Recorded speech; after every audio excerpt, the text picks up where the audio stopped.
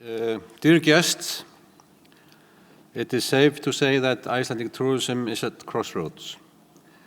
There have never been more tourists visiting Iceland than today, and the macroeconomic importance of tourism has never been greater.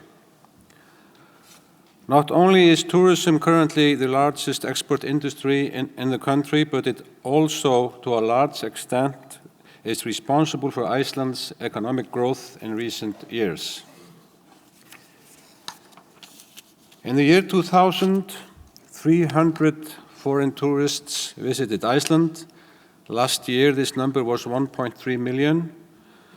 Between 1.7 and 1.8 million tourists are predicted to visit Iceland this year, and the annual growth rate is expected to remain high, with this number growing well over 2 million next year. This year, the foreign revenue of tourism will be higher than the foreign revenue contribution of fisheries and aluminium export combined. Growth in tourist numbers is currently higher in Iceland than in most other countries of the world. Studies show that more and more tourists are visiting the northern part of the globe. Increased winter tourism is one reason that supports this growth. More tourists than before are traveling in winter in search of unique experiences. Also, the Arctic is more peaceful and secure to visit than many other parts of our globe at present time, sadly to say. In this context, Iceland is obviously an ideal place, having its geothermal energy, volcanoes, glacier landscapes, and vast areas of wilderness, together with all the elements of a highly developed society, which make the country an exciting and different destination to visit. Surveys show that the vast majority of tourists visiting Iceland do so for the nature, with 80% indicating Icelandic nature as the main reason for their trip. However, nature is a limited resource that needs nurturing. We must handle and utilize nature with respect. A reasonable growth where we are able to develop and simultaneously mature the infrastructure with emphasis on sustainability and tolerance limits is, of course, what we should and are aiming at. This will always be a precondition for further development of tourism in Iceland and in the Arctic area as a whole. The tourism industry in Iceland is currently presented with numerous opportunities and challenges. Þingvellir, the waterfall Gullfoss, and the famous geysers have been for decades our most popular destinations. Since it is important to spread tourists around the country as much as possible, we need to develop new attractions around Iceland.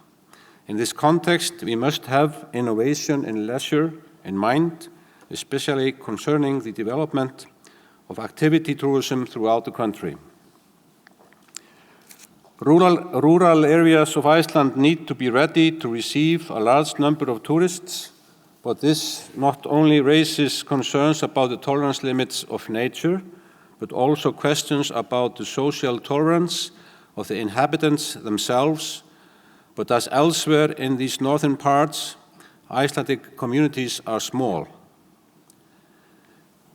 Many tourist attractions receive more visitors than there is number of the inhabitants in the area itself.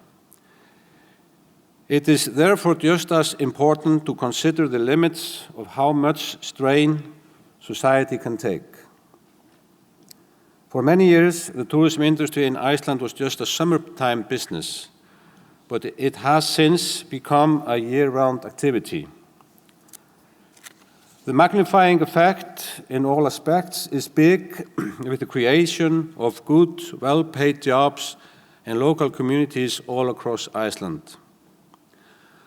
Tourism is now driving lasting changes in the Icelandic society, both economically and socially, and rejuvenating deprived rural parts of the country.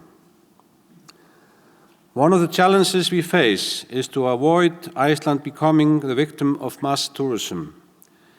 We have so many interesting and exciting exclusive things to offer.